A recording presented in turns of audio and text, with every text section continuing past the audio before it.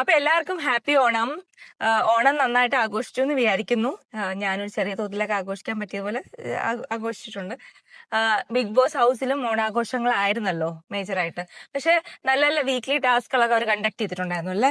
അതെനിക്കൊരു ശരിക്കും പറഞ്ഞാൽ ഈ തവണത്തെ ഓണാഘോഷം എന്ന് പറഞ്ഞാൽ അവർ ജസ്റ്റ് ഓണാഘോഷം മാത്രമാക്കിയില്ല എല്ലാം. അപ്പൊ ശരിക്കും കണ്ടസ്റ്റൻസ് ഭയങ്കര എൻഗേജ്ഡ് ആയിരുന്നു കേട്ടോ. ഫുൾ ഡേ അവർ എൻഗേജ്ഡ് ആയിരുന്നു.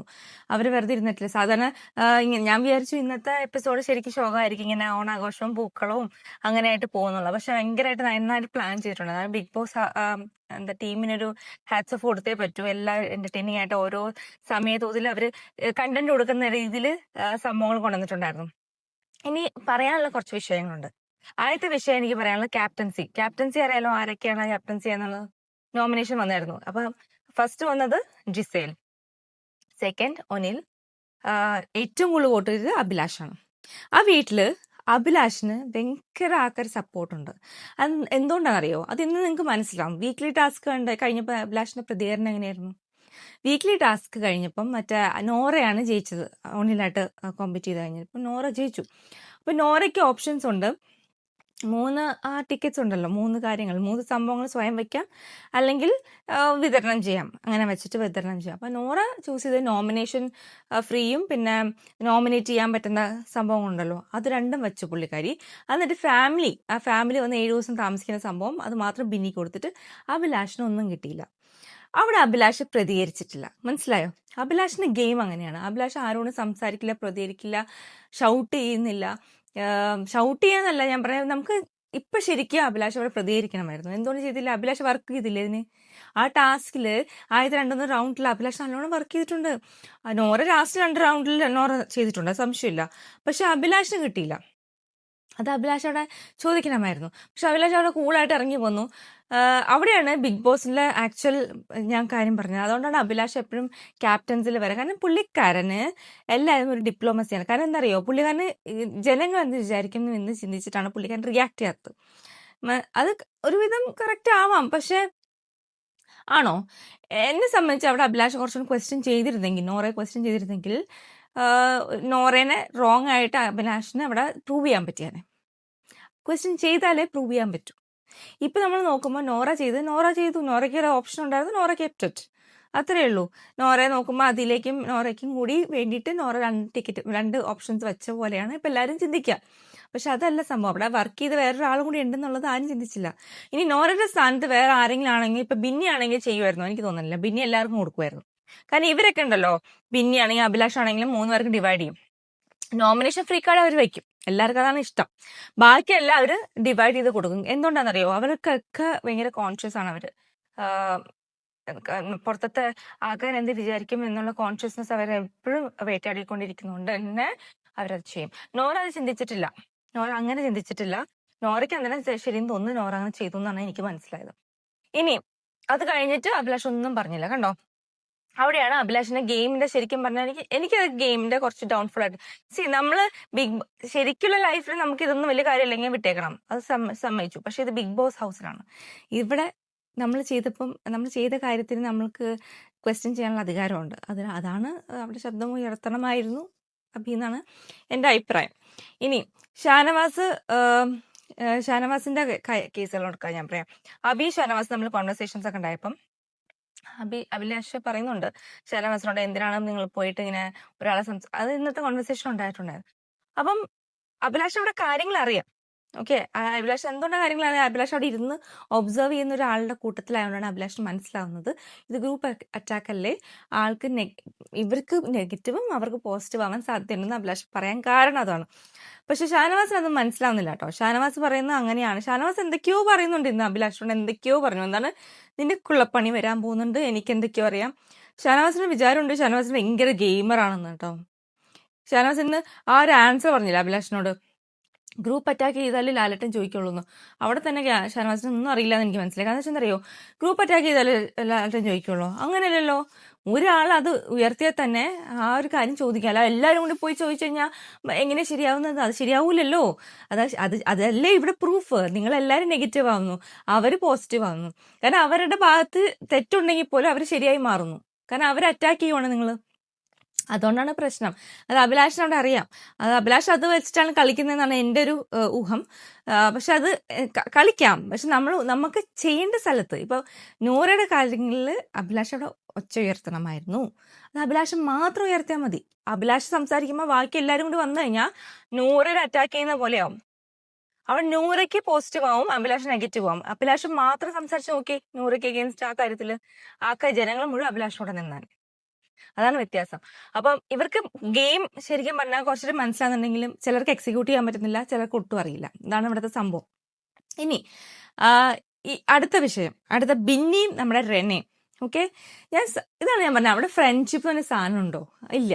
ബിന്നിയും റെനയും ഇവരുടെ കൂടെ ഇങ്ങനെ അട്ട പോലെ നടക്കുന്ന ആൾക്കാരുണ്ട് രണ്ടുപേര്.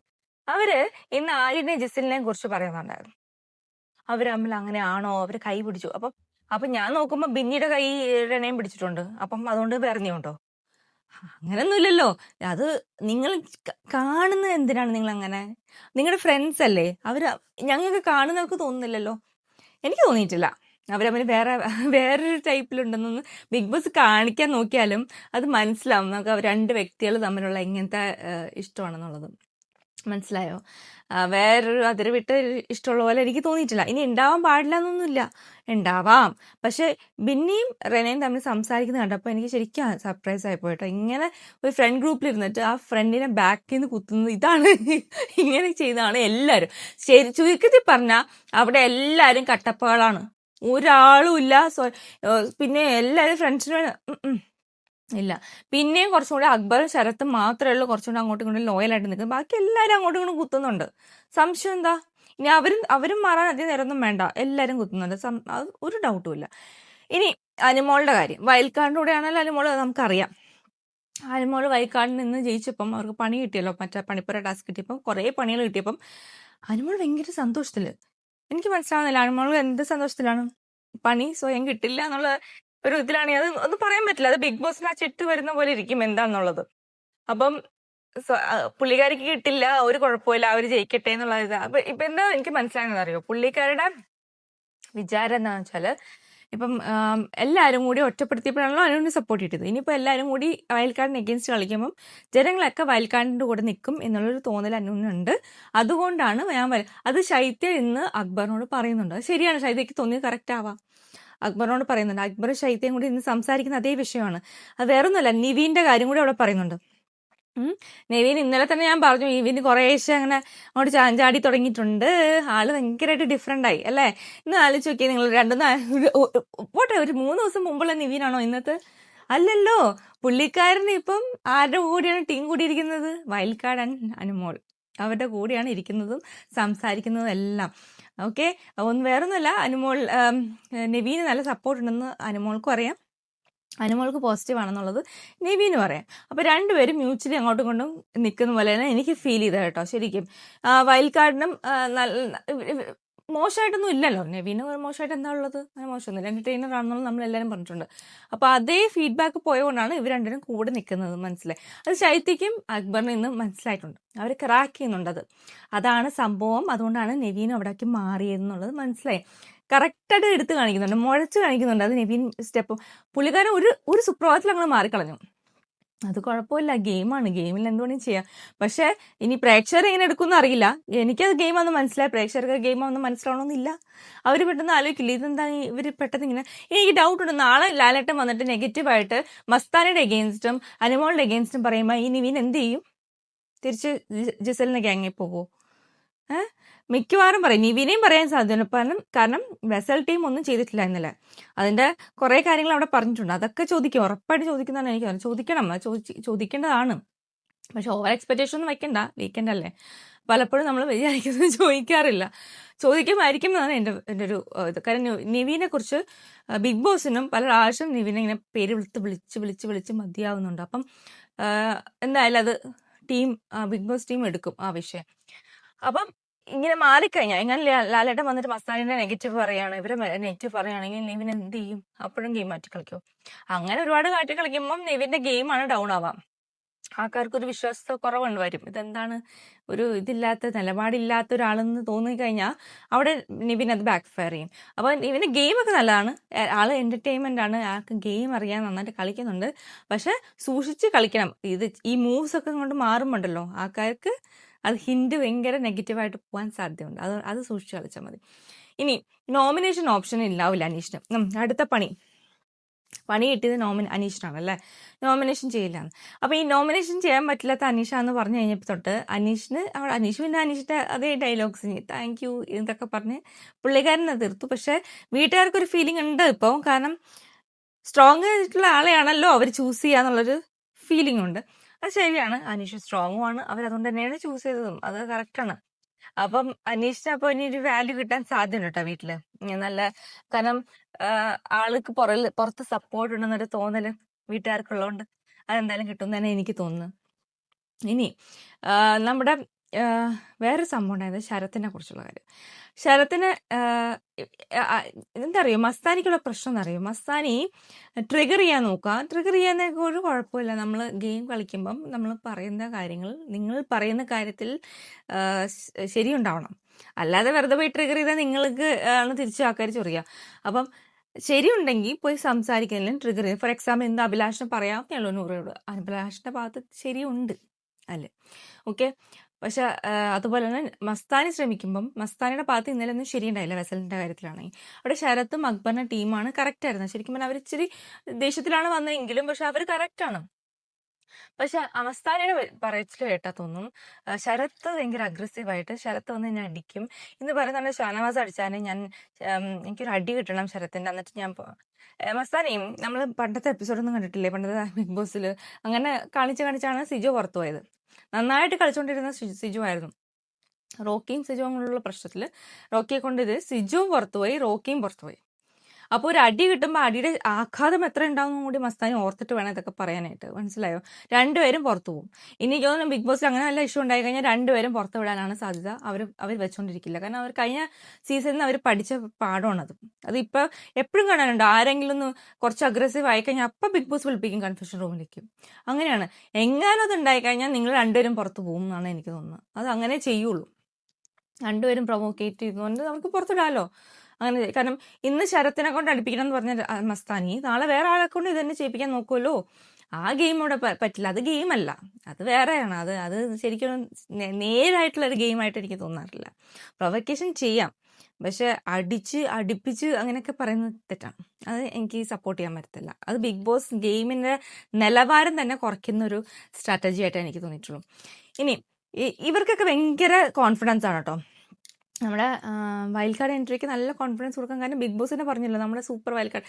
അതെനിക്ക് തോന്നുന്നു സർക്കാസ്റ്റിക്കലി പറഞ്ഞാണ്. ഇനി വീക്കെൻഡ് കഴിയുമ്പോൾ അവർക്ക് അറിയുള്ളൂ എന്താണ് അവരുടെ ശരിക്കുള്ളതെന്ന്. അപ്പോൾ അവരുടെ കോൺഫിഡൻസ് ആണ്. ഇന്ന് ലാലേട്ടൻ വരുമ്പം ഒന്നും ഉണ്ടാവില്ല, ഭയങ്കര കോൺഫിഡൻസ്. ഇങ്ങനെ ഓവർ കോൺഫിഡൻ്റ് ആയിട്ടിരിക്കുന്ന ആൾക്കാർക്ക് മിക്കവാറും വീക്കെൻഡിൽ നല്ല പണി കിട്ടാറുണ്ട്. ആ പണിയിൽ പെട്ടുപോരുത്. അതൊരു സംഭവമാണ്. വീക്കെൻഡിൽ എന്താണ് ലാലേട്ടൻ പറയുന്നതെന്ന് അനുസരിച്ചിരിക്കും നിങ്ങളുടെ ഗെയിം നിങ്ങൾ മാറുന്നത്.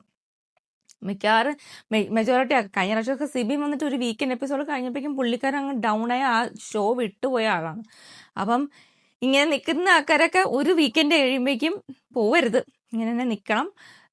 പക്ഷെ കറക്റ്റ് ആയിട്ടുള്ള ഗെയിം കളിക്കുക, അതിൽ നിന്നുള്ള പോസിറ്റീവ് ഫീഡ്ബാക്ക് എടുത്ത് ഗെയിം ഒന്ന് മാറ്റി കളിക്കാം എന്നാണ് എൻ്റെ അതാണ് എൻ്റെ തോന്നല്. അതാണ് കറക്റ്റ്. ആക്ച്വലി അങ്ങനെയാണ് ചെയ്യേണ്ടത് ബേസിക്കലി. അല്ലാതെ ക്വിറ്റ് ചെയ്ത് പോകുന്ന ഒരു ഓപ്ഷനാണോ? അതുകൊണ്ട് എന്താ കാര്യം? നമ്മൾ ചെയ്തിരിക്കുന്ന കാര്യത്തിന് നമ്മൾ റെക്ടിഫൈ ചെയ്ത് മുന്നോട്ട് പോവുക എന്നുള്ളതാണ് സത്യാവസ്ഥ. അപ്പം ഇതൊക്കെയാണ് മെയിനായിട്ട് നടന്നിട്ടുള്ള കാര്യങ്ങൾ. അപ്പം ഇതിൽ എനിക്ക് തോന്നുന്നത് എല്ലായിടത്തും ഈ മസ്താനയുടെ ഒരു കൈയുള്ളതായിട്ട് തോന്നുന്നുണ്ട്. ഈ വന്നതിന് ശേഷം, വൈൽഡ് കാർഡ് വന്നതിന് ശേഷം ഇവർക്ക് നല്ലൊരു ഇതന്നെ ഉണ്ട്. പിന്നെ നമ്മുടെ എന്താണ് അഭിലാഷിൻ്റെ കാര്യം അറിയില്ല. ഈ പുള്ളിക്കാരൻ ഈ ആഴ്ച നിൽക്കുവാണെങ്കിൽ നല്ലത്. എനിക്കറിയില്ല, ഏറ്റവും കുറവ് വോട്ട് ആർക്കാണെന്ന് അറിയില്ല. അപ്പം വോട്ട് കുറവുള്ളവർ പുറത്തു പോകും. എവിക്ഷൻ ഉണ്ടാവുമെന്ന് അറിയില്ല. ഇനിയിപ്പോൾ ഓണായിട്ട് എവിക്ഷൻ ഇല്ലാതെ ഇരിക്കുമോ അറിയില്ല. ഇനി ഓണം കഴിഞ്ഞല്ലോ, അത് കഴിഞ്ഞിട്ടാണ് എവിക്ഷൻ. അപ്പോൾ അതാവാം. ഇനി പിന്നെ അടുത്ത ആഴ്ചത്തേക്ക് ജിഷൻ ഒഴികെ ബാക്കി എല്ലാവരും നോമിനേറ്റഡ് ആണ് കേട്ടോ. ബാക്കി വൈൽഡ് കാർഡ്സ് എല്ലാം നോമിനേറ്റഡ് ആയിരിക്കും. ബാക്കിയുള്ളവരും വരും എന്നാണ് എനിക്ക് തോന്നുന്നത്. അപ്പം ഇതൊക്കെയാണ് ഇന്നത്തെ ബിഗ് ബോസ് ഹൗസിൽ ഉണ്ടായത്. നാളെ എന്തൊക്കെയുണ്ടാവും ദൈവത്തിന് അറിയാം. നാളെ ലാലേട്ടൻ വരും. ഹാ പ്രതീക്ഷയ്ക്കൊത്ത് വരട്ടെ എന്ന്, വീക്കെൻഡ് എപ്പിസോഡ് വരട്ടെ എന്ന് ഞാൻ ആഗ്രഹിക്കുന്നു. അപ്പം നാളത്തെ എപ്പിസോഡ് വരെ ബൈ.